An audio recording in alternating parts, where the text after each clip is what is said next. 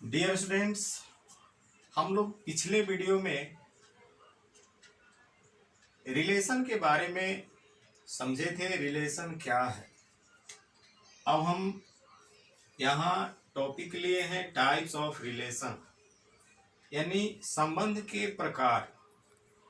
संबंध के प्रकार में हम लोग देखेंगे रिफ्लेक्सिव रिलेशन, यानी स्वतुल्य संबंध।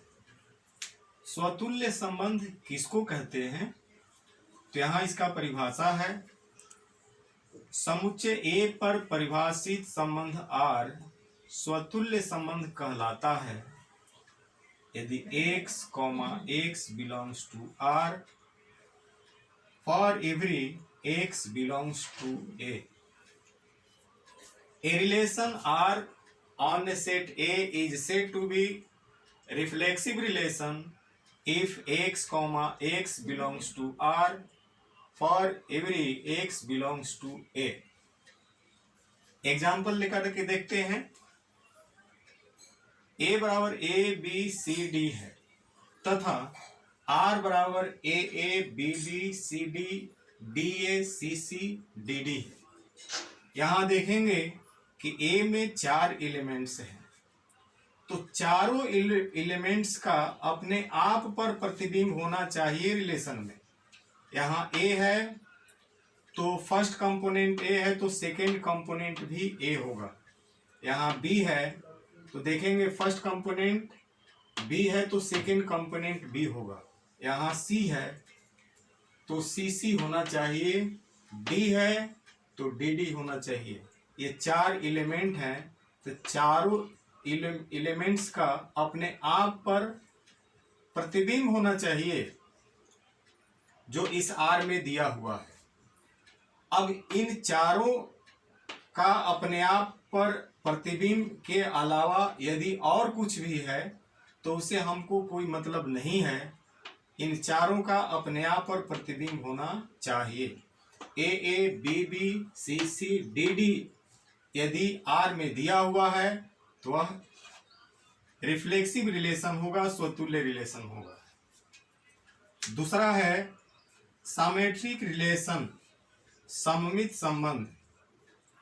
A relation R defined on a set A is said to be symmetric relation if x, y belongs to R. This implies that y, x belongs to R.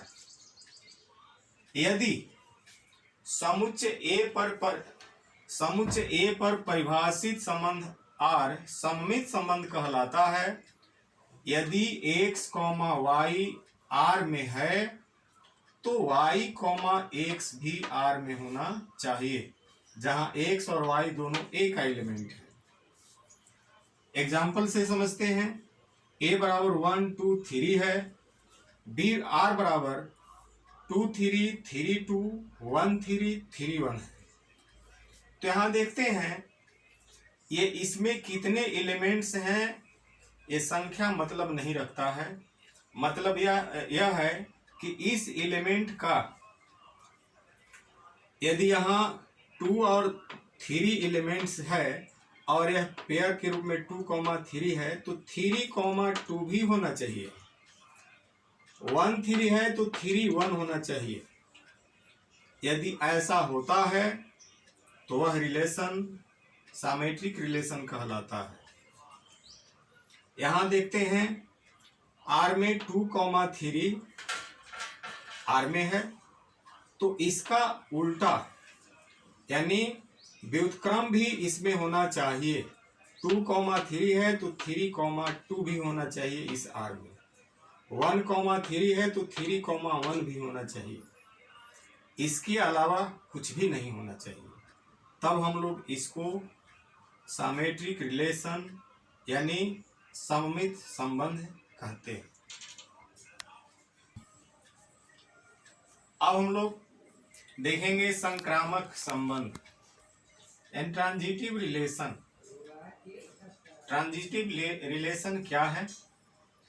समुच्चय A पर परिभाषित संबंध R संक्रामक संबंध कहलाता है यदि x, y belongs to R तथा y comma z belongs to R. This implies that x comma z belongs to R. A relation R on a set A is said to be transitive relation if x comma y belongs to R and y comma z belongs to R. This implies that x comma z also belongs to R. Then it is called transitive relation. यदि ये condition को follow करता है कोई relation, तो उस relation को ही हम लोग ट्रांजिटिव रिलेशन कहते हैं। एक एग्जांपल द्वारा समझते हैं। a बराबर 1 2 3 4 5 है तथा यहाँ r बराबर है 1 3 3 1 1 1 3 3। अब हमको चेक करना है कि जो दिया हुआ रिलेशन संक्रामक संबंध है कि नहीं है। तो देखेंगे पहले, यदि हम पहला एलिमेंट्स 1 3 लेते हैं तो यहाँ 1 3 लिए तो 3 से शुरू होने वाला यहाँ 2 है, 3 1 और 3 3 है। हम पहले 3 1 ले लेते हैं। 1 3 बिलोंग्स टू R तथा 3 1 बिलोंग्स टू R। अब इसको साइलेंट कर दें तो 1 1 भी R में होना चाहिए। तो देख रहे हैं कि 1 1 भी R में है। अब पहला एलिमेंट 1 3 है तो 3 से शुरू होने वाला दूसरा कौन है, 3 3। इसको भी लेकर चेक करते हैं। 1 3 बिलोंग्स टू R तथा 3 3 बिलोंग्स टू R। इसको साइलेंट करें तो 1 3 यहाँ भी R में दिया हुआ है 1 3। अब पहला एलिमेंट्स 3 1 लेते हैं। 3 1 लेकर के चलते हैं तो 1 से शुरू होने वाला कौन कौन है देखेंगे। 3 1 बिलोंग्स टू R।